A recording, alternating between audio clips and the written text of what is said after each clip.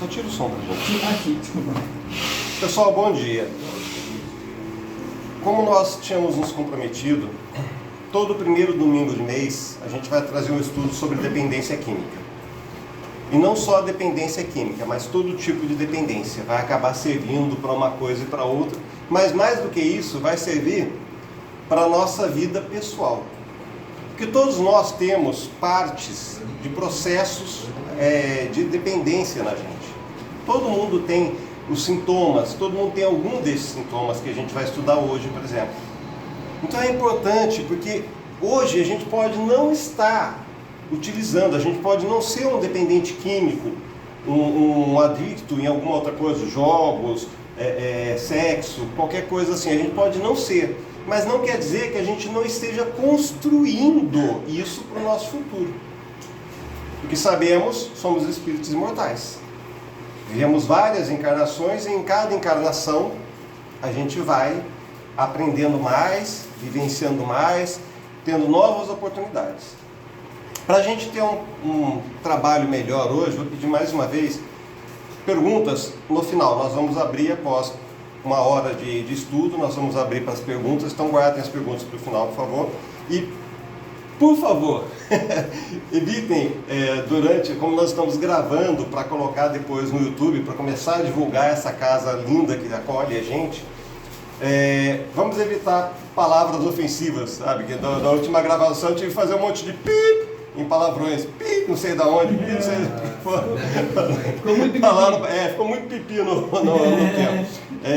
A gente sabe que é natural da gente, a gente às vezes solta mesmo, mas vamos tentar evitar para poder a gente jogar de uma maneira mais limpa e divulgar através disso para outras pessoas que podem precisar. Não é imagem de vocês não, é só áudio, entendeu? É só áudio, só tá aparecendo eu, tá? Agora, um detalhe que eu achei interessante, antes da gente iniciar o estudo de hoje efetivamente, alguém comentou na semana passada, que nós estivemos aqui, a respeito de por que não temos pessoas do grupo LGBT fazendo palestras, que haveria um preconceito, né, velado, um preconceito escondido. Eu acho que é o seguinte, porque ninguém se habilitou ainda. Não há, é verdade, não há. Ninguém se habilitou. Então quem quiser, por favor, se prepare e venha aqui. Que é só questão de preparação simples, conhecer a doutrina e trazer, sem a gente carregar ideologia, sem a gente carregar pensamentos que são tendenciosos. É só trazer a doutrina. Está aqui, está de portas abertas. Quem quiser, seja o primeiro.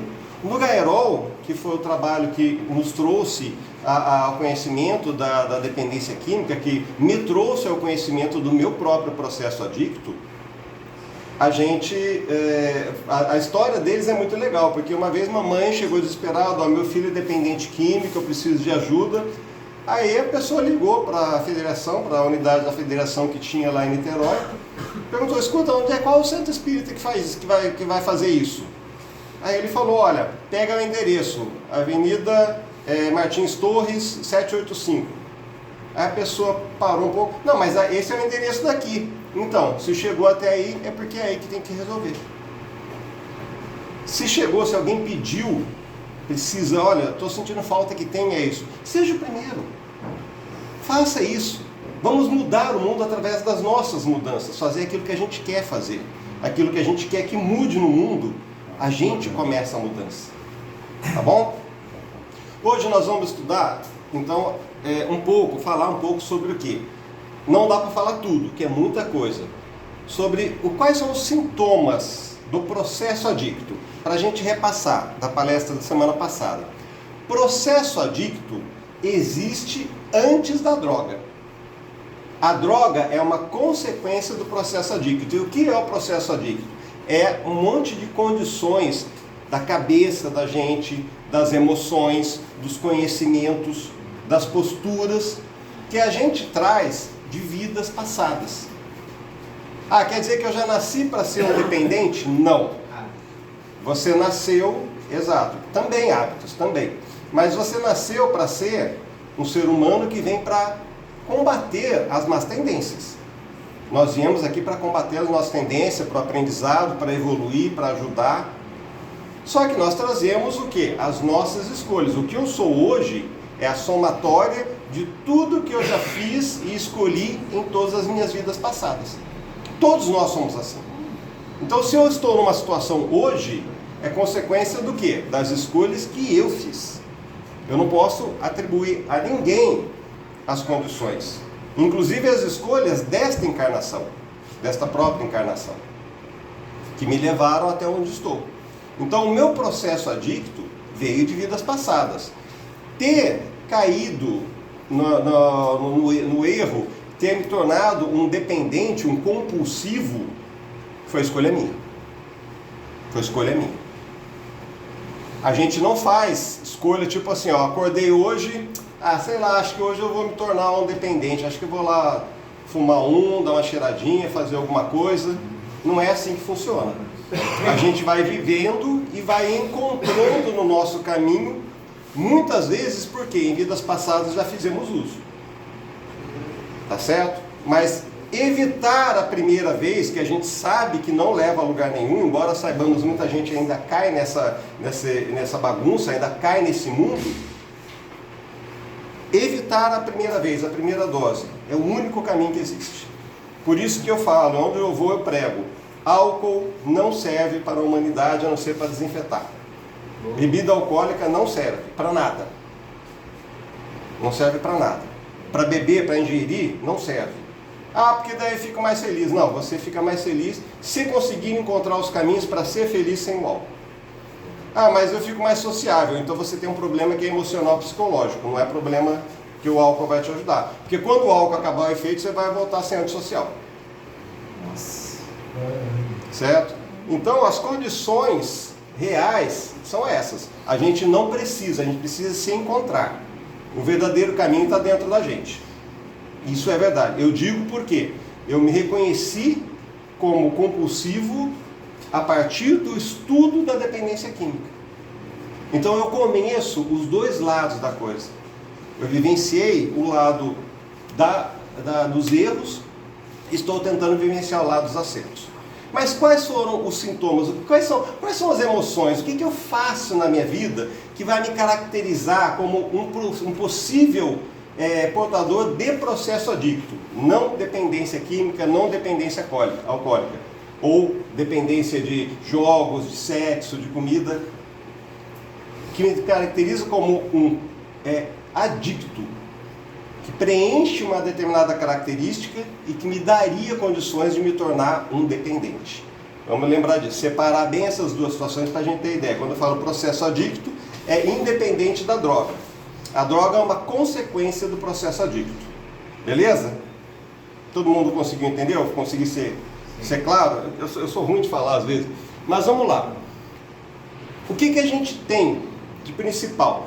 As características nossas. E isso serve assim, quem não é adicto, quem não se acha adicto, quem não usa droga, quem não usa álcool, não tem problema. Presta atenção porque muitas vezes tem essas características e não percebe ou não aceita. E é muito bom para a gente ter autoconhecimento, porque através do autoconhecimento a gente consegue melhorar certas coisas para sermos melhores nesta encarnação e em encarnações futuras. Lembra, a gente está plantando hoje os frutos que a gente vai comer amanhã. Tá? Então, qual a maior dificuldade? A principal de todas, lidar com conflitos. Então, o Oscar está numa situação crítica. Mentiu para a namorada, saiu com outra mulher e se sentiu mal porque foi pego. Foi visto. Conflito. O que eu prefiro? Ao invés de chegar e conversar com a pessoa, eu fujo. Mando uma mensagem e falo, eu nunca gostei de você, tchau, um abraço. Ou simplesmente trava, bloqueia e fala, você não me procura nunca mais. São atitudes, para quê? Para evitar enfrentar olhos nos olhos. Enfrentar os conflitos. Eu preciso conversar com meu pai para pedir uma determinada coisa que ele pode me ajudar, mas eu não me dou bem com meu pai. Então eu prefiro o quê? Fugir ou esquecer aquilo, abrir mão das coisas que eu quero, que eu preciso, para não ter que encarar meu pai, para não ter que lidar com a emoção de falar com meu pai. Muitas vezes de reatar a amizade com ele. Lidar com as emoções, com os conflitos, é muito importante. Porque a gente tem musculatura, todo mundo sabe, a gente tem os músculos do corpo que nos fazem caminhar, nos fazem estar de pé, nos fazem falar. A gente depende da musculatura para tudo. Agora, e musculatura emocional? Quem conhece musculatura emocional? Quando você entra numa academia e começa lá a malhar, puxa ferro, corre, os músculos não desenvolvem, a gente não ganha força. A musculatura emocional é a mesma coisa.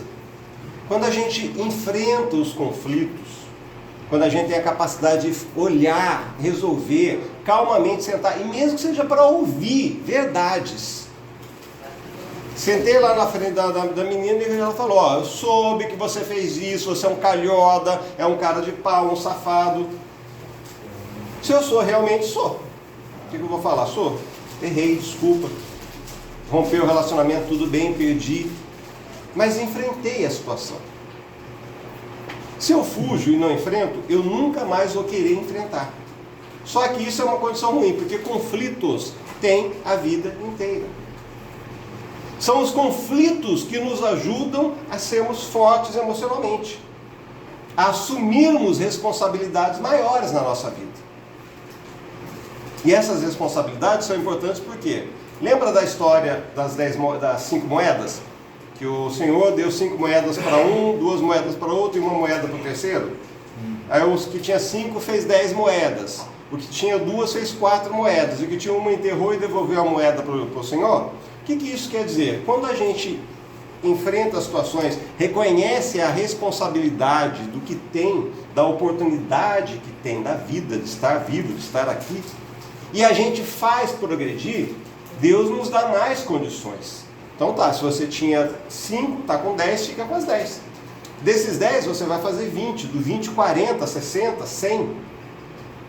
Mas se eu não faço progredir e fico com a mesma moedinha, aquilo para mim cada dia vai servindo menos. Porque cada vez mais eu vou encontrar conflitos. Quem daqui nunca teve um conflito? Quem daqui nunca enfrentou a necessidade de olhar cara a cara e se sentir dolorido, magoado? Muitas vezes até com uma injustiça, tudo bem. Mas lidar com as emoções, com os conflitos, não é lidar com a pessoa. É lidar com o que acontece aqui dentro. Isso é que é importante. Não é o que as pessoas fazem comigo. É o que eu faço com aquilo que as pessoas fazem comigo. Isso é enfrentar conflitos. Porque o conflito está dentro de mim. Não entre eu e a pessoa. Se eu simplesmente me encho de coragem, vou, converso, sei que perdi, sei que errei, vou procurar não errar mais. Abre caminho para eu não cometer novos erros. Por quê? Porque se eu passo impune, eu vou querer errar de novo. Uma vez deu errado, deu certo, então vai dar certo sempre. Eu não preciso enfrentar consequência nenhuma mesmo. Só que as consequências nem sempre são de curto prazo. Às vezes as consequências são longas. Vêm para outras vidas. E aí a gente chega onde chegou hoje. Trazemos isso de outras vidas. Volta um pouquinho para mim. A outra questão, que também é muito comum, e essa é a pior de todas, no aspecto assim, quando a gente fala, todo mundo acha ruim. Manipulação. Quem já se sentiu manipulado?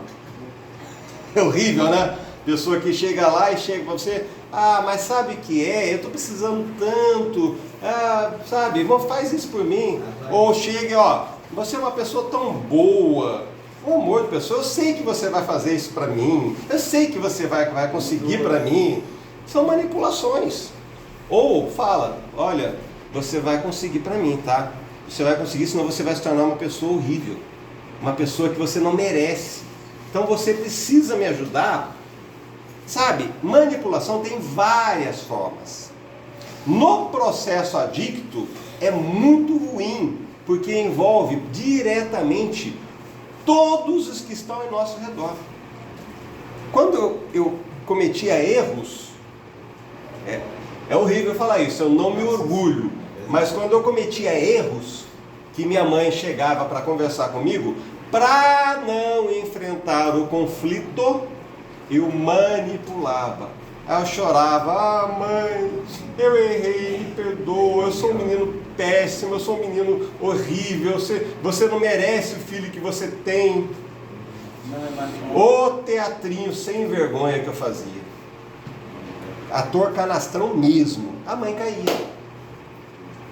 A mãe caía por não conhecer, por amar, que daí é um processo de dependência emocional, não sabendo o que fazer, cedia. E às vezes, até pior, protegia quando alguém vinha para tomar satisfação comigo pelas burradas que eu tinha feito, pelas coisas erradas que eu tinha feito, porque ela acreditava naquilo que eu falava. E até hoje, né? Que você tem uma carinha de menino. Meus cabelos brancos agradecem. Fofa, eu sei. Obrigado. Então, olha só o que a gente tem de situação. Percebem quanto que a questão emocional e consciência interferem na nossa vida? Quanto mexe com o nosso dia a dia e nos ajuda ao quê? A procurar sempre prazeres, que é uma característica que a gente vai ver um pouco adiante. Precisa ajudar mais um pouquinho? Espera um pouquinho só, pensa. Ah, sim, eu esqueci, ainda bem que tem marcado ali. Tem um detalhe que é complicado, tá? Pra gente. Automanipulação. O que é automanipulação? Autossabotagem. É uma outra coisa. Autossabotagem é uma coisa. Prefiro autossabotagem. Automanipulação. E a pessoa acredita na própria mentira. Isso. Eu ia fazer uma entrevista de emprego, não me chamaram, meu dia tá péssimo. Eu mereço tirar um pozinho. Automanipulação é quando eu faço alguma besteira, alguma coisa errada, e eu digo para mim mesmo, isso não é errado. Isso não é errado. Não, o que eu fiz foi uma coisinha boba que dá para passar. Quer dizer, eu me manipulo mentindo para mim mesmo para me manter naquilo que eu quero. Para não ter os conflitos, para não ser pego pela justiça. Vocês querem ver um caso absurdo? Absurdo. Vai chocar muita gente. Vai chocar. Então, por favor, se acontecer, contenham-se. Pedofilia. Pedofilia. Sexo com menores de idade. Muitos pedófilos acreditam piamente que fazer ou ensinar sexo para menores de idade é o melhor caminho. Eles acham que estão absolutamente certos para que seja uma coisa bem direcionada, bem vivenciada. Isso é manipulação crua, fria, cruel.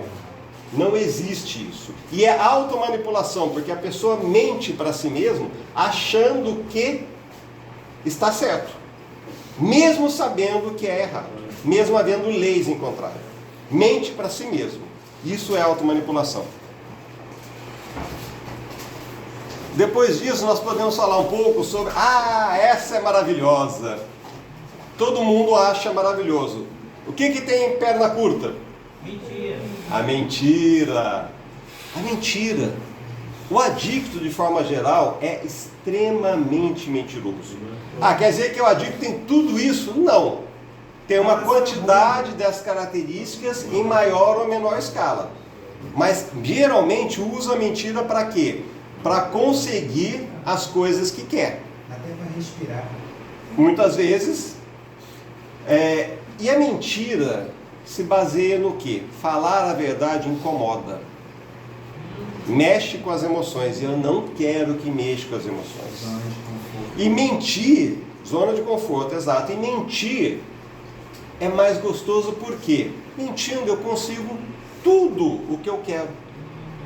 Sabendo mentir, sabendo falar, sabendo me expressar, eu consigo. Eu consigo espaço para as drogas, eu consigo até pegar drogas, por exemplo, usar dentro de casa, esconder e alguém achar e eu falar, puxa vida, isso aí é de fulano que teve aqui em casa, porque ele é que usa.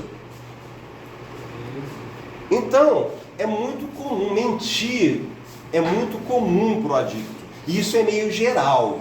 É meio geral. Por quê? Quando é visto, vem à tona, por exemplo, o uso da droga, ele vai precisar negar de alguma forma, porque para ele não existe isso. Ele vai mentir mesmo que a coisa esteja escancarada.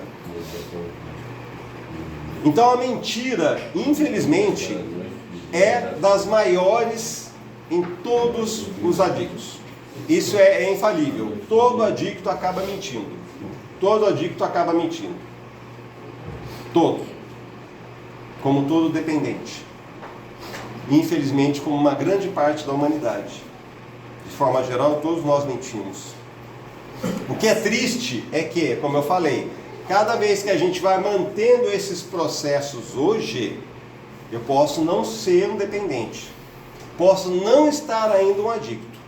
Mas não quer dizer que eu não esteja construindo para a minha próxima encarnação. Porque hoje eu estou bebendo socialmente e escondendo uma vergonha atrás da bebida. Mas é socialmente. Mais tarde eu vou querer beber continuamente, por quê? Em uma outra encarnação, porque eu vou ter que enfrentar exposições contínuas. Então eu vou beber continuamente. Porque eu tenho que me expor. E como eu não enfrentei isso quando eram coisas pequenas, em encarnações que eu estava experimentando esses contatos emocionais, como eu não criei musculatura emocional, lá na frente eu estou fraco. E não vou conseguir a vitória. É por isso que é importante o enfrentamento hoje. Porque mais tarde nós vamos precisar disso. Em outras vidas nós vamos precisar disso. E eu vou fugir do quê? Hoje eu estou bebendo socialmente. Lá na frente eu vou beber continuamente, porque daí eu vou estar exposto a isso o tempo todo. Entendem como é a construção da próxima encarnação?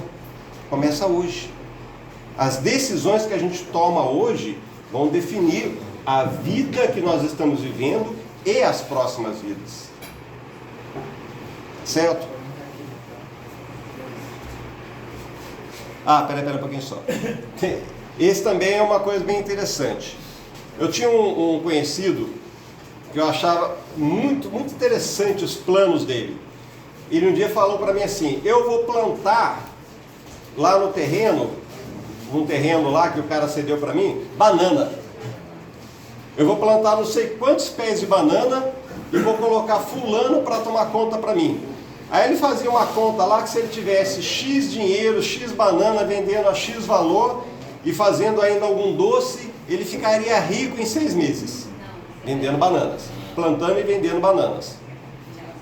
Só que isso é o que? Chama-se prepotência. É a megalomania. Eu faço um plano mirabolante, eu minto para mim mesmo até nesse plano, e depois nada dá certo na minha vida, nada funciona. Oscila então da prepotência à impotência e vice-versa. Tem momentos em que eu estou, fique à vontade, meu irmão, que eu estou me achando. Tem momentos que eu sou todo poderoso. Eu vivi isso muitas vezes. Eu chegava para conversar, eu sempre trabalhei com obras, eu chegava para conversar com engenheiros, chefes, e colocava ordem dentro do processo. E no entanto, na hora de fazer coisas simples que exigiam da minha emoção, eu não conseguia. Por quê? Porque na hora que eu estava lá batendo de frente, eu queria me sentir como forma de aumentar a minha autoestima.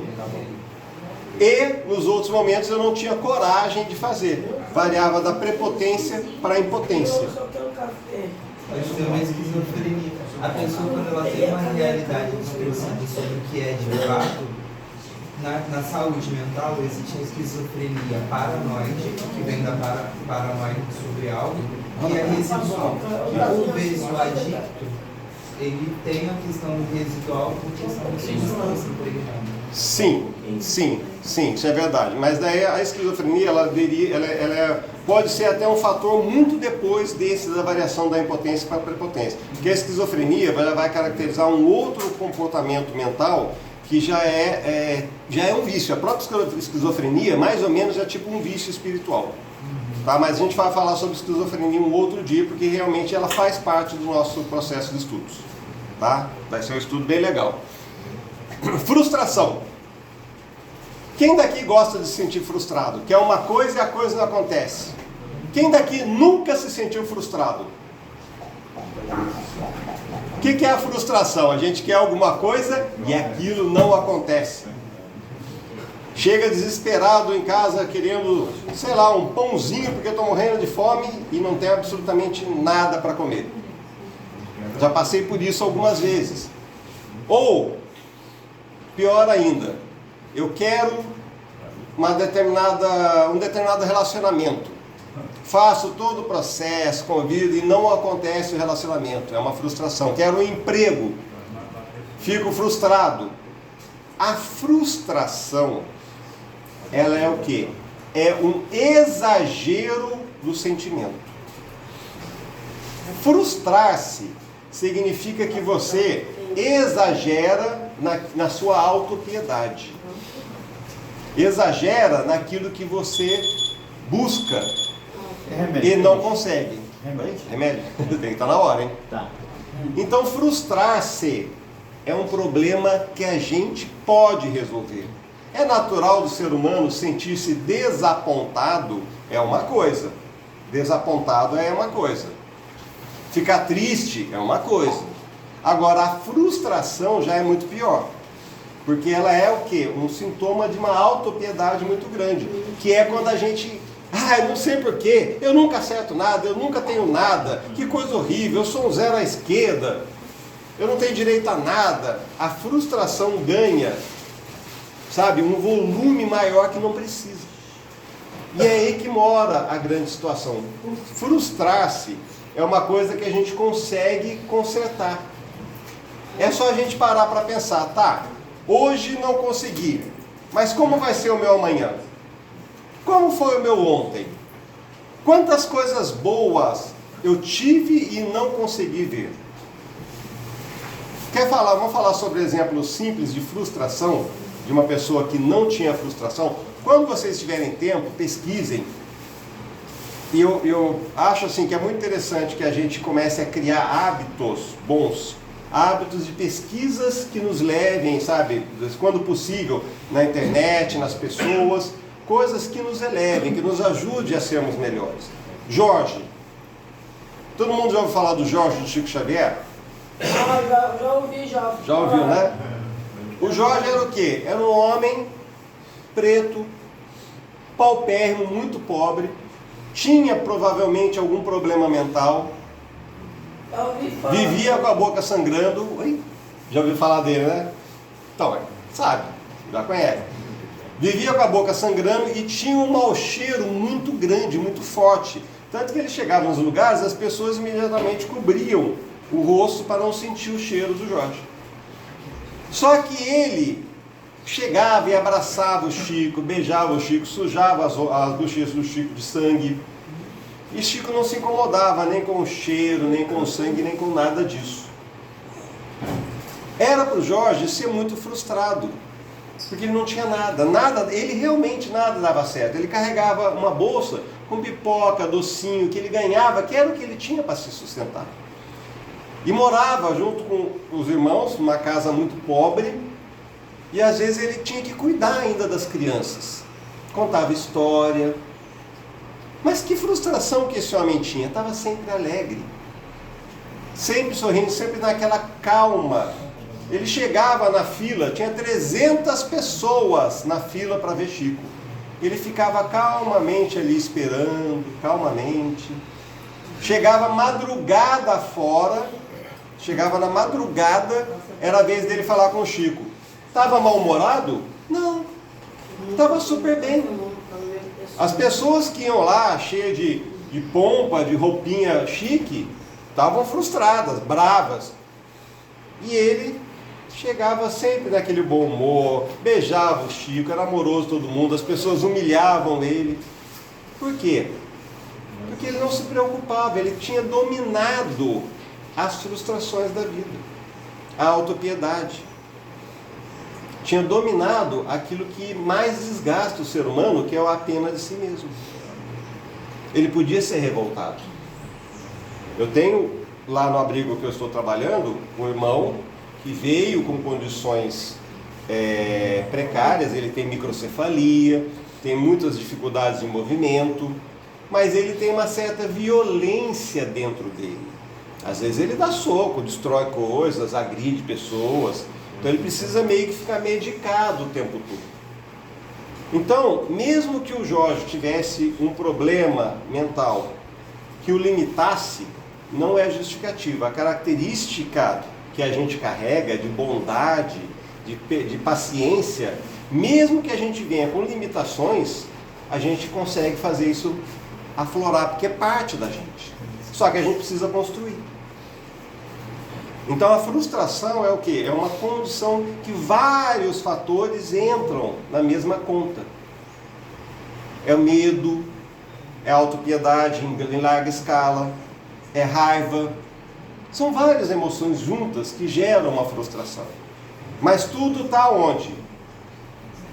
Se eu conseguir trabalhar com isso aqui, eu consigo.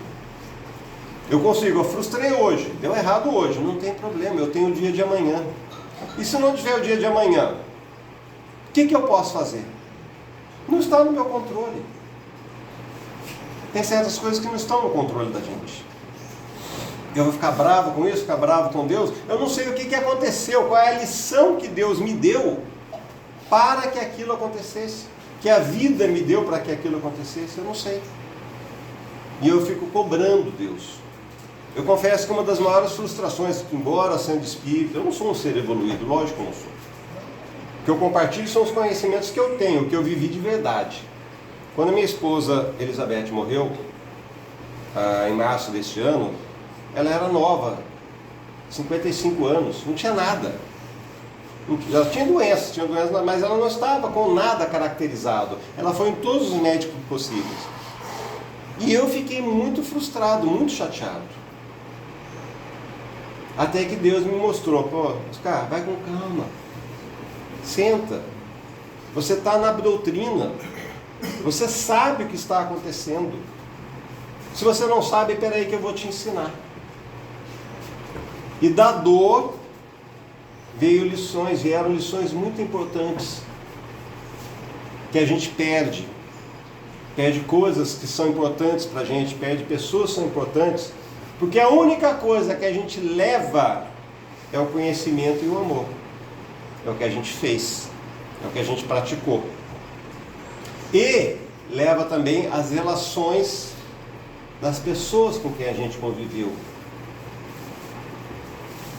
A gente leva tudo isso. Então, controlar as emoções nos ajuda a ter, em todos os aspectos, uma vida melhor, muito melhor, e nos ajuda sensivelmente a evitar o desejo por drogas.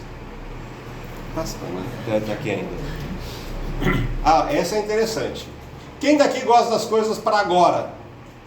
Eu. Prazer, bem-vindos ao grupo, todos nós. Quem gosta das coisas imediatas? O resultado tem que ser imediato. Está com uma dor de cabeça danada, toma o remédio, não fez efeito ainda, mas nem chegou no estômago ainda o remédio. Não é assim que funciona? É o seguinte, isso se chama imediatismo. Por quê? Porque a espera é frustrante. A espera por um resultado gera o quê? Pensamentos de insegurança. Próximo prazo. Aí é quando a gente começa na situação de mais e mais e mais busca de prazer. Por quê? Porque não consegue esperar. Não consegue ter paciência de ver as coisas mudarem. Isso se chama imediatismo. É também uma característica muito forte, muito recorrente no processo adicto. É muito forte e muito recorrente. Então, esse imediatismo é terrível. Por quê? Somos seres imortais. O corpo vai morrer, mas o espírito vai permanecer. E como eu morrer hoje, é como eu vou entrar no plano espiritual e é como eu vou voltar na próxima encarnação. Pode ser que entre uma coisa e outra, eu frequente algum curso, aprenda alguma coisa, venha um pouco modificado, depende. Mas normalmente as emoções são as mesmas, as condições são as mesmas. Por quê? Porque não dá para você morrer e ganhar um brinde, ó, você morreu, eu vou te fazer novinho, inclusive emoções, você vai nascer perfeito. Não dá. Não dá. Ou a gente evolui passo a passo, incluindo encarnações diferentes, ou a gente não pode chamar de evolução. Então o imediatismo, o espiritismo nos ajuda muito nesse ponto. Por quê? Porque a gente percebe que é preciso atuar.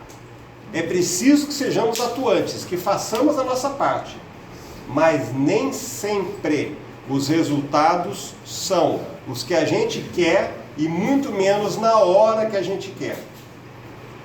Muitas vezes não são. Às vezes os resultados demoram e pior ainda, tem resultados que só vêm vidas adiante. Por exemplo, cura da dependência química. Ela não vem na mesma vida. Você não consegue se curar da dependência química. Você só consegue curar vidas adiante. Dentro da mesma encarnação isso não dá. Você pode até se curar na próxima, já evitando a primeira dose na próxima. Mas nessa encarnação não dá. E tem muita gente que fica com os pensamentos ruins, com as emoções ruins. É questão de controlar.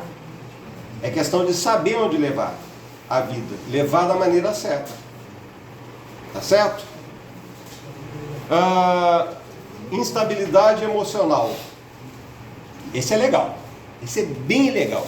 Todo mundo já vivenciou aquela situação de estar assim, numa boa, e do nada vir uma explosão na cabeça, no coração, e ficar irritado, ficar bravo, ou ficar chateado e chorar desesperadamente. Ou pior ainda, o oposto. Isso sem ser bipolar. Sem ser bipolar. Escorpião. Parei. Escorpião? É, eu falava libriano, escorpião. Ah, não. Esquece signos, por favor. Mas sabe uma coisa, tanto para frustração quanto para imediatismo, uma frase que serve para os dois, eu gosto muito de ficar ver filosofia, assim, frases de pessoas famosas, e gravar quando eu acho interessante passar por eu gravo. Mas essa aqui nem é de filósofo nem nada, é de um desenho animado, Procurando Nemo, que eu uso tanto quando eu estou frustrado, quanto quando eu estou muito imediatista, assim, que tinha aquela musiquinha. Continue a nadar. Continue a nadar. Isso é muito legal. Ele falou sobre Procurando Nemo, que quando acontece alguma coisa, continue a nadar. O que isso quer dizer? Continue a viver. Siga em frente, continua. Não se bloqueia, não se trava por causa das emoções. Agora, a instabilidade emocional, por que ela é ruim? Vocês sabiam que uma grande quantidade de dependentes químicos são bipolares? Porque não conseguem vencer conscientemente os extremos que vivenciam. O extremo da alegria e o extremo da tristeza. Eu vivo num buraco sem fundo. Então, essas questões todas nos levam a pensar o quê? Todos nós temos emoções. Agora a pergunta é, por que a gente tem que brigar com elas? Emoção, quando chega, a gente acolhe. Ontem, esses dias, por exemplo, eu tive do nada uma crise de choro. Eu não sei porquê, só deu vontade de chorar. Eu chorei. E logo em seguida, li um livro e já comecei a ter outros pensamentos. Outro dia eu tive um ataque assim de alegria. Eu brinquei com todo mundo lá no abrigo, enchi a paciência, atormentei todo mundo, fiz piada, dentro de um respeito, dentro de uma condição. E isso gerou um certo cansaço, porque eu exagerei nisso. E logo em seguida, o que eu fiz? Parei 5 minutos, encostei numa árvore e compartilhei comigo mesmo os meus pensamentos. Para quê? Para dar uma amenizada nos efeitos daquele cansaço. Porque emoções, a gente não precisa brigar com elas, mas a gente precisa compreender. Geralmente quando você sente tristeza, você não quer a tristeza. Você quer alegria, alegria, alegria. E o adicto vive muito isso. Ele só quer prazer. E viver a tristeza é bom. Quem assistiu Divertidamente, é aquele da menina que tem várias emoções dentro da cabeça, no final da história, quem salva a menina é a tristeza. É a depressão. Não, no caso dela, a tristeza só. A dor, a depressão é um caso muito mais profundo, você sabe disso. A dor, ela é aquela que nos faz acordar. É simples assim. A dor nos faz acordar para a vida. Quando a gente briga com ela, a gente está querendo fechar o livro que nos traz lições importantes. É preciso entender o recado da dor, para que ela deixe...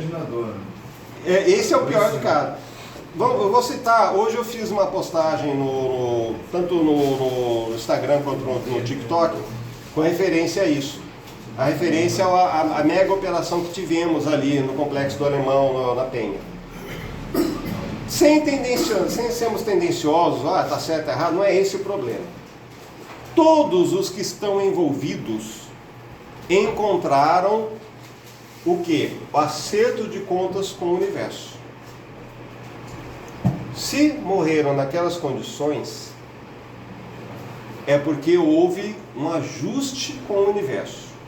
A única condição em que não é ajuste com o universo, em que a morte não é ajuste com o universo, é quando a gente comete autocídio, suicídio. Aí você antecipou.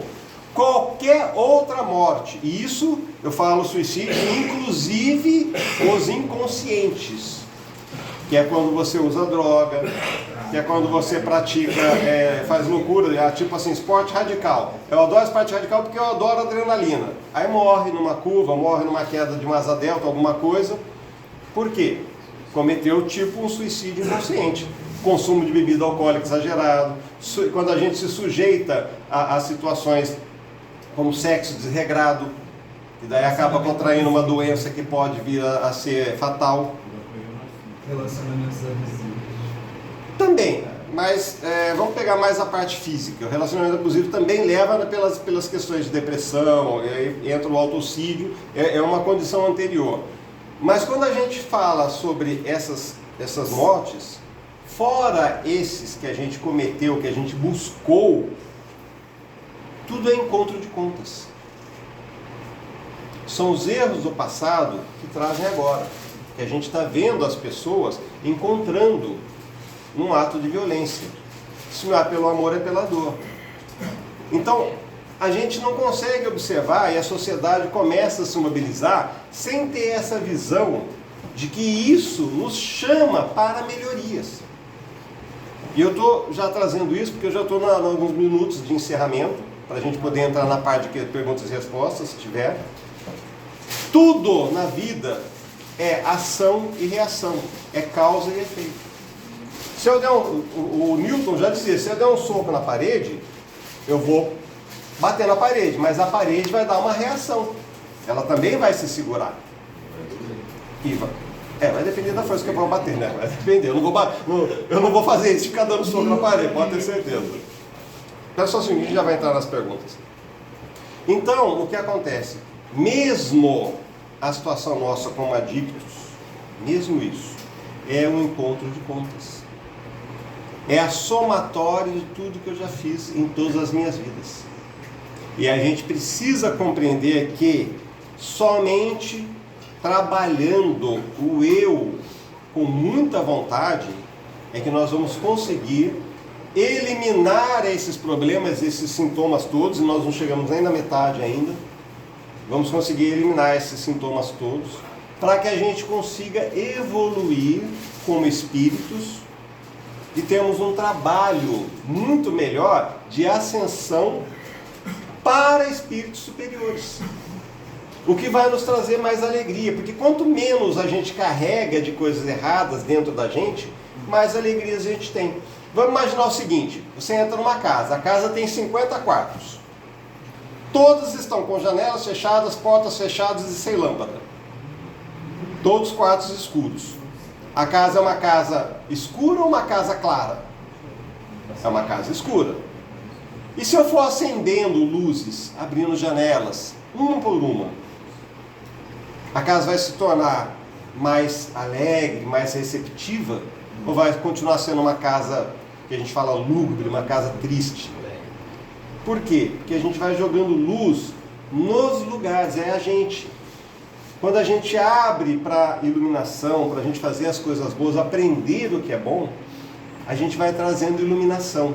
E aquilo que é tristeza vai se tornando compreensão. Aquilo que é dor vai se tornando lição. Até que um dia a gente não precisa mais da tristeza, a gente não precisa mais da dor, porque já sabemos viver, já nos purificamos. É um trabalho longo, mas se a gente começa hoje, isso eu digo por mim, que comecei como adicto, passei pelo processo compulsivo, lógico, vivo o processo compulsivo porque eu sou ainda um adicto em recuperação, eu não tenho cura. Tá certo? Eu não tenho cura. No meu caso é só por hoje. Na prática, praticando. Na prática, praticando e dentro, vivendo. Vendo as emoções, purificando, porque as emoções, à medida que vai crescendo, que a gente vai vivendo, as emoções vão sendo sempre testadas com situações diferentes. Mas o que eu era, para o que eu sou, eu sei o tamanho da diferença aqui. Eu sei o quanto essa migração me ajudou a ser melhor. Chorar muito menos, chorar por motivos bobos. A gente chora, lógico, porque de vez em quando a gente sente vontade, não é problema. Mas quando você chora o tempo todo, porque se acha triste o tempo todo, quando você acha que não tem alegrias, mas um dia você descobre que as verdadeiras alegrias são muito mais simples e duram muito mais, só que você não percebe, porque você quer êxtase, quer prazer, quer coisas assim. Percebem? É preciso iluminar os quartinhos escuros que a gente tem no coração. Iluminando, a gente vai sendo cada dia mais feliz, porque luz é felicidade. Tá bom? Pessoal, vamos parar por aqui então a parte de estudo. Quem quiser, eu só vou pedir uma gentileza. Muita gente pode querer falar, e quando a pessoa começa a falar com assuntos que não tem relação, delonga demais, sem ter relação exatamente, a coisa fica meio esquisita. É uma perda de tempo que a gente não precisa. Então, por favor, sejamos objetivos, fazendo as perguntas para a gente poder trabalhar de uma forma melhor e atender todo mundo. Pode ser? Obrigado. Fala, querido. Ser policial no Rio de Janeiro não é um suicídio pessoal? Não. Você está exercendo uma profissão. Você sabe dos riscos. Mas você pode ou não acontecer. Você assume que pode ou não acontecer, mas é a sua profissão.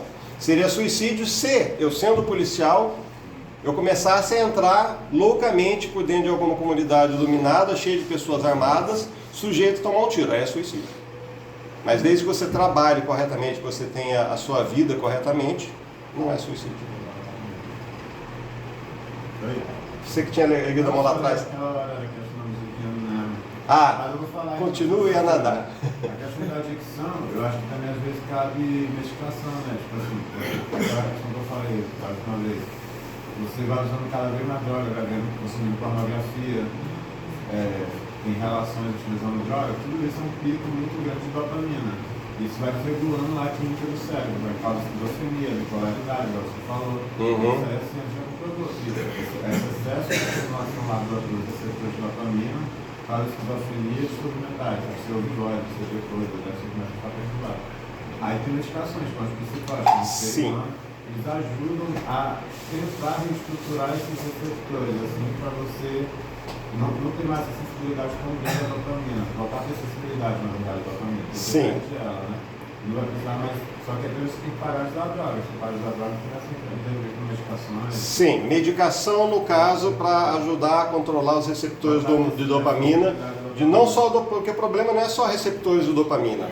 O problema são receptores de outros sistemas, como opiáceos, que fazem parte do sistema também, mas que geram prazer de outras formas. E esses você pode até tentar controlar, entendeu? Mas não existe exatamente uma regra que diga que você vai modificar. Porque a partir do momento que você modificou a condição, que o cérebro se adaptou para aquela condição, é irreversível. Tá? É por isso que a gente não tem cura dentro de uma mesma encarnação.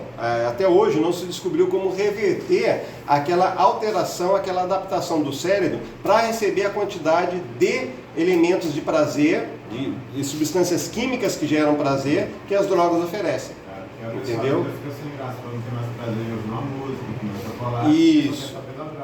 Isso, exatamente. Os prazeres menores todos perdem efeito porque você só quer prazer maximizado, é isso mesmo. Só que tem um detalhe, que a gente precisa entender que esses remédios não são para substituir. Eles são apenas para controlar enquanto você está numa crise de abstinência muito brava. E não é todo mundo que precisa. No nosso trabalho do Gaerol, várias pessoas precisaram, que a gente chama de SOS, mas só para usar em situações extremamente específicas, muito específicas. E outras pessoas nem precisaram utilizar, porque foram buscar prazer em outras coisas, foram buscar prazer na vida em família, eles já tinham uma certa evolução nesse sentido. Beleza? Fala, querido. Pode falar. Compartilhando, né? Eu fiz esse processo de... Eu falo que é reabilitação, mas foi mais um processo de reeducação ocupacional, porque nesse núcleo que eu estava salvando vidas na época, eu fiz esse processo de entender quem era o adicto, qual era a figura ali, enfim. Para mim, foi o fim, literalmente. Então, desde entender que a minha substância de escolha era X, até mapear, por exemplo, essa questão de transtornos mentais, mas eu consegui entender meu intrínseco. Então, desde lugares, eu comecei no NA, eu ainda sou 1 ano de iniciado, mas na prática praticando com o auxílio dos padrinhos, até as pessoas, que era esse o debate. Então, a questão de essa troca, essa objetividade, isso é muito difícil você exigir de uma pessoa quando ela ainda não entende qual é o processo ainda de um complexo que é a adicção. Sim, dentro do processo do Gaerol, o que a gente trabalha é toda uma contextualização do adicto em si, do adicto em termos de outras vidas, é um processo de conscientização de vários fatores emocionais, psicológicos, sociais, vida afetiva, vida anterior, vida presente. Enfim, o que a gente trabalha é um processo muito amplo, dentro do Gaerol, assim, é um trabalho muito amplo, várias outras clínicas fazem isso, clínicas sérias, que joga você dentro de uma visão clara do que você é e onde você está, tá certo? Aí todo esse processo que você vivenciou sozinho, ou até que tenha tido uma ajuda aí de 1 ano, que você falou, que está no NA, né? Essa condição toda, ela vai se estruturando no NA, passo a passo, mediante as partilhas e o estudo da literatura. No Gaerol é exatamente a mesma coisa, que a gente também usa os 12 passos, só que a gente contextualiza também em vidas passadas. Então você vai conseguindo ter uma visão clara, ampla, para que você consiga conter as situações que te desequilibram realmente, que é a identificação dos gatilhos. Entendeu? É assim que funciona. Então, espera um pouquinho só, fala, querido. Eu escutei hoje na Band News FM um cara falando sobre as canetas emagrecedoras. Certo. Estão até roubando bastante lá em São Paulo, as farmácias estão diminuindo, está tendo o maior problema, estava tendo muito assalto lá, estavam até deixando de vender nas farmácias, só indo revenda por telefone. Certo. Mas o cara estava falando que estava tendo alguns achados no uso dessa caneta emagrecedor, que estavam até fazendo umas meta-análises, de que algumas pessoas, por causa da questão da diminuição da saciedade para a pessoa emagrecer, elas estavam deixando de ter compulsão também. Tinha uma pessoa que tinha compulsão de comprar muito, ela parou de comprar. Uma pessoa que também tinha alcoolismo, parou de beber. E que eles estão estudando muito, não sei se é exatamente, se tem a ver, deve ter a ver com a neuroquímica do prazer, mas também tem a ver com essa neuroquímica da saciedade. Acho que o efeito da caneta é te dar a sensação de saciedade sem você ter se alimentado. E parece que esse mecanismo também funciona. É lipólise. Aliás, teria também um achado, acho que ele falou no estudo lá na Islândia, que também daria alguns transtornos mentais. Teria 3 pessoas que teriam se suicidado nas banhas. Mas aí aqueles países do norte que também não tem muito sol, no inverno, fica durante o... Fala-se muito que o suicídio por lá tem a ver com esses períodos de inverno em que os dias não são tão iluminados e se influenciaria um pouco o biorritmo da pessoa. Mas aí esse dos transtornos não estaria muito identificado não, mas esse da diminuição da compulsão de uso dessas canetas, parece que ele está sendo um achado. É que na verdade é assim, vamos entender, embora eu não tenha estudado, mas assim, fazendo arriscando uma opinião, arriscando apenas uma opinião. Então, não precisam levar em consideração, pesquisem o que eu vou falar, porque o que me parece, por afetar a saciedade, essas canetas afetarem a saciedade, darem a sensação de saciedade sem querer comer, o que acontece? Por que está recomendado? Porque comer é bom, comer gera prazer. Ainda mais coisas gostosas, coisa gordurosa, coisa doce, é muito bom.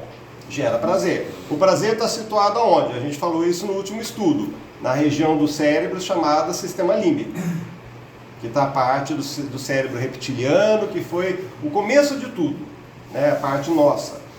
Aí, quando você cria alguma coisa que dá essa sensação de saciedade, está atuando aqui. Que é também o centro da compulsão. Que é a parte que as formações, as sinapses alteradas pelo processo da compulsão atuam pedindo mais da substância que elas se adaptaram a ter. Tá certo? Então é normal, aí você vai atuar no sistema límbico como um todo. Agora, é como qualquer outra droga. Passou o efeito, volta o sintoma. Enquanto você está usando, está tudo bem. Se você não cria uma condição de autocontrole, de recuperação, que é o que a gente fala, de recuperação, se você não entra em recuperação, existe uma tendência de que volte. É a questão da tolerância. Exato, tolerância, tem tudo isso. Que tem que ser levado em conta, tá? Fala. Eu estou nesse processo, porque eu já eu conheci uma pessoa toda, essa pessoa me ajudou todo esse processo, né? E aí eu já estou um bom tempo assim, sem ir, mas assim,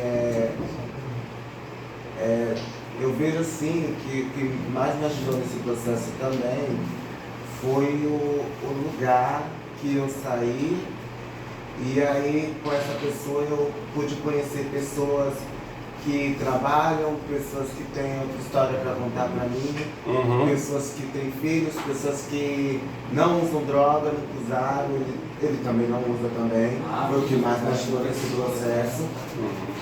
Ter saído do ambiente que eu estava para ir para outro ambiente me ajudou muito nesse processo, me ajudou muito mesmo. Você estava na última palestra? Não, e eu falo que me ajudou porque hoje eu não estou usando, amanhã eu também não quero fazer também uso também, mas eu confesso com isso aqui, ter voltado, não estou achando bom, tem 5 dias que eu saí da casa dele, mas ter voltado eu não estou achando bom. E eu sei que eu tenho que sair desse lugar, desse meiozinho, dessa roda de esclarecedores, eu sei que eu não posso me misturar, não é que eu tenho que ser melhor, mas como eu estou nesse processo, eu sei que eu não posso ficar muito junto com essas pessoas que usam, que evitar falam. hábitos, pessoas e lugares. Exatamente. E eu vou ter que tomar uma providência contra isso, vou ter que me recolher, porque que eu continuar nesse lugar, nesse meio, nesses hábitos, eu sei que eu posso voltar a usar novamente. Tudo é questão da decisão que você toma. Exatamente. Às vezes é preferível um sacrifício complicado durante uma vida, às vezes até morar numa situação ruim em certos aspectos, mas não se dirigir, não voltar ao uso de drogas. Até que você tenha o controle e possa realmente falar, não, eu consigo me controlar. Mas lembrando o seguinte, passados 30 anos, você recai, é como se você nunca tivesse parado. Começa exatamente de onde você parou. Se você estava usando 10 doses por dia, você vai voltar nas 10 doses por dia rapidinho. Mas é por isso, mas é por isso que eu falo para o senhor, que eu prefiro, enquanto eu estou com 24 anos, não tem muitos anos que eu cheiro bosta, tem uns 3 anos, 3, 4 anos, tem menos que isso. Porque eu, até os 21 anos eu não cheiro, pô, entendeu? Eu tô com 24, então eu prefiro me sacrificar, sei lá, da melhor forma do que quando eu tiver os 30 anos, 40 anos eu continuar nessa vida. E não é nessa vida que eu quero, e não é isso que eu quero pra minha vida, porque eu penso no futuro, eu penso no amanhã, eu penso no depois.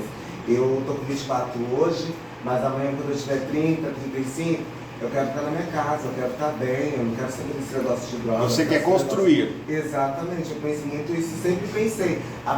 Até na vida louca que eu tinha, eu sempre pensei nisso, eu nunca deixei de pensar. Então pensa no seguinte, 2 palavras, resignação e resiliência. Pensa nisso. Deixa eu contar uma história para vocês a respeito que ela compartilhou. Tem um grupo chamado, eu não me lembro agora, daqui a pouco vai vir na cabeça. Qual que era uma das terapias que eles faziam? Tinha um terreno enorme que pertencia ao grupo, à clínica de ajuda. Aí chegavam os instrutores, os conselheiros, e pegava assim, separava um terreno igual a metade desse ambiente que a gente está, pegando aqui das cadeiras para trás. Separava 2 quadrados assim. E falava para 2 pessoas, muito bem, vocês peguem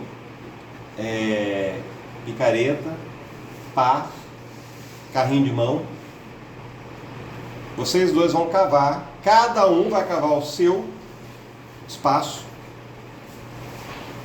Eu quero um buraco de 4 de comprimento, 2 de largura e 1 de profundidade. E eu venho medir depois. De quadrado. Aí ele media, marcava direitinho para eles, né? E falava, cara, parecia trabalho escravo, né? Aí passava lá, sol, chuva, cavando, até chegar no ponto que precisava. Aí o cara chegava, media, muito bom, realmente conseguiu. Não, você não conseguiu, você disse que estava pronto, mas tem que terminar, voltava para terminar. Aí ele falava, tá pronto? Tá pronto. Tampa. Hã? Tampa. Mas por que? Tampa. Que parte do tampa você não ouviu? Só isso. Aí o cara lá tampava tudo, compactava e plantava a grama de novo. Por que isso? Porque uma das características que nós vamos estudar no próximo encontro é justamente a dificuldade com autoridades, com pessoas que estão aqui para dar instrução. As pessoas, adictos, têm muita dificuldade. E a frustração. Depois de um trabalho bem feito, só houve um tampa. Qual o significado disso? Não teve significado nenhum, não é para fazer uma piscina, não é para fazer nada, é só para você cavar e tampar. Então, de um processo, primeiro, executou um trabalho físico, que ajuda o cansaço no processo de trabalho, ajuda a eliminar um pouco a compulsão momentânea.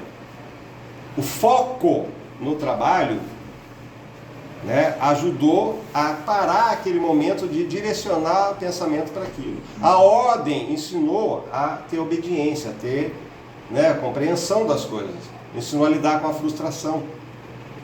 Então, às vezes, a gente precisa de sacrifícios grandes, né? É como se diz, o Dante, uma das grandes sacadas do Dante, aquele escritor e filósofo, Dante Alighieri, quando ele escreveu o Inferno, ele classificava o inferno em vários níveis, tinha várias situações. Ele era ele era inteligentíssimo. A sacada dele foi muito boa nesse aspecto, apesar de o inferno não existir, mas ele tratou muito legal dos infernos mentais que a gente vive, encarnado ou desencarnado. Aí ele fala o seguinte: você chega ao céu, mas só tem um caminho para chegar ao céu, que é passando pelo inferno. Por que a gente chega ao inferno? Porque nós escolhemos ir para o inferno.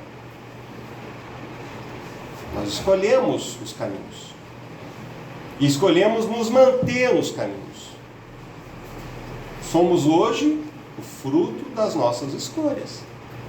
Que escolhas eu estou fazendo e escolhas para me manter? Eu estou mantendo a minha decisão. Que escolhas reais, verdadeiras, eu estou fazendo para ter uma condição melhor na próxima? A pergunta que a gente tem que se fazer todo dia é essa. É sentar à noite e falar: o que eu melhorei hoje? O que eu fiz de melhor? Sem mentiras. Tá? Alguma outra pergunta? Então, depois acho que a gente pode encerrar, né? Podemos. Fala, Guido. Eu tenho questionado muito sobre o que eu apresentei. Pessoas. Seriam pessoas ou são hábitos dessas pessoas? Porque pessoas são pessoas. Olha só, vai depender muito. Porque quando a gente fala hábitos, pessoas e lugares, pessoas, por exemplo, além da presença física, que é muito importante, por estarem relacionadas ao uso, geralmente o adicto, o dependente tem o quê? Tem em torno de si outros dependentes, que usam as mesmas drogas, tá certo? Ou que simplesmente usam drogas. Até aí todo mundo compreende, todo mundo sabe o que eu estou querendo dizer. Aí você tem que é a relação visual, física, da pessoa que usa e que te lembra o uso. Então isso é um ponto que você tem que analisar. Então a presença física não é legal. Segundo, a presença emocional. Porque daí porque ele vai te falar, ele vai falar das dores, você vai se comover e vai começar a ver, ele não está em recuperação, você está. Você iniciou o processo. E aí ele começa a falar. Então você tem que criar uma separação emocional. Tanto que em alguns casos a gente fala de parentectomia. Parentectomia é quando você coloca na cabeça da pessoa: teus parentes não servem para você. Parentectomia e parentectomia. Teus parentes não servem. Quando você... É que nem vasectomia. O que é vasectomia? Cortar os caninhos lá do testículo. Né? Mastectomia, tirar os seios, tudo que é... Né? Então a parentectomia que a gente fala é o que? É quando você coloca que seus parentes não servem para você, que eles te contaminam, que eles são prejudiciais. Eu tenho um conhecido que o pai e a mãe deram de presente, de aniversário, 18 anos, 1 quilo de maconha. Que isso? Olha o nível, porque os pais são, não, maconha não faz mal, não é viciante, nada disso. E deram de presente 18 anos para o filho. 1 quilo de maconha. Não, para você usar com seus amigos. Gente, olha o nível do absurdo que a gente chega. Então, parentes que são altamente prejudiciais. Então, cortar essas relações exige esses 3 níveis: o contato físico, o contato emocional, tá certo? E dentro do possível, todo tipo de contato social mínimo. WhatsApp, cortar é cortar mesmo. Então, na sua última palestra, eu sou de Santana, a UNA de lá. E no último compartilhamento, partilha, trouxe a questão dessa relação, mas de uma forma muito interpessoal, que é a questão do sexo. Então, a pessoa que estava compartilhando apresentou que sim, durante o período dela, sei lá, acho que é 14 anos, e assim, tinha muito essa dificuldade, mas quando ela começou a enxergar, como você disse, que além da figura dela, ela ainda tinha a questão energética, entre aspas, que ela propagava, ela começou a conviver com pessoas que, por consequência, não eram adictos a substâncias, e dentro do grupo ela começou a enxergar que não era obrigatório o convívio. Ótimo. Peraí que eu vou usar a sua palavra. Só ouvir a pergunta dela, vou usar a sua palavra, que é muito importante o que você falou. Muito importante. Não, mas é basicamente o que o senhor está falando, que logo eu me afastando de pessoas que fazem o uso, que são adictos, o que mais me ajudou foi realmente me afastando dessas pessoas. Porque eu vou falar para o senhor, falar para mim, eu vivi em rodas de pessoas que não quer nada com nada da vida. Essa que é a verdade. Quer nada com nada da vida. Só quer pensar em pegar carreata, usar droga, só isso, é sempre essas conversas, sempre essas coisinhas que... Sim. Santana, sabe assim, pessoas assim, eu vou falar, elas não querem, como meu namorado falava pra mim, essas pessoas não querem ver o seu bem, essas pessoas não querem ver você melhor do que elas, essas pessoas querem ver você feia, pior. Na verdade, não é que querem ver você feia. Não, assim, as pessoas não querem ver a gente sempre bem, as pessoas sempre querem ver a gente ali, largado no chão. Não conseguem te ver bem. É diferente. Mas a gente vai falar sobre isso na próxima, tá? Espera um pouquinho, só usar a palavra dele, ó. Hoje nós estávamos tratando de um assunto muito interessante, a leitura da nossa prece lá embaixo na cozinha, para iniciar os trabalhos na casa, foi mediunidade. E a mediunidade é muito mais do que ouvir, falar e ver espíritos. O contato, a vibração que a gente tem, a percepção que a gente tem das energias das pessoas também é muito importante. Porque eu estou emanando fluido vital o tempo todo. Então o que eu estou falando, as coisas o que eu estou pensando, os sentimentos pelos quais eu estou aqui falando com vocês, eu estou emanando para atingir corações. É assim que Cristo fazia. Ele atingia de tal forma com a energia dele que todos se sentiam magnetizados. Milhares de pessoas magnetizadas por causa disso. Então a mediunidade tem tudo a ver. Então a questão que ele falou é importante. A presença das pessoas que estão no processo adicto perto da gente também tem essa influência que é energética. Espera só um pouquinho. O que você quer? Não, eu ia só completar o que a Scarlett estava falando sobre pessoas que não querem ver a gente bem. E é isso mesmo que ela falou. Assim, a pessoa fala assim que quer te ver bem, mas nunca quer te ver melhor do que ela, entendeu? Ela quer te ver bem, mas num nível abaixo. Nunca quer te ver melhor do que ela. Então nunca que ela vai te ajudar, te proporcionar alguma coisa melhor do que para ela própria. Entendeu? Sim, mas isso tem uma razão. Vou falar já. Fala, querido. Não, era uma opinião pessoal sua, eu ia pedir isso, essa questão que foi de energia. Eu acho que quanto mais experiência, mais pessoas você conversa, mais você aprende, né? Mais você vai se tornar uma pessoa mais maleável. Só que eu estou numa fase na minha vida, por exemplo, que eu acho que isso já está até me prejudicando, eu estou começando a virar radical. Quando eu senti uma energia ruim para uma pessoa, e vejo que eu fico ali para falar, já cortar, já sair de perto. E começar a evitar pessoas mesmo, até no sentido assim, vibracional. Tipo, essa pessoa, não sei, não fica na cara dela por algum motivo.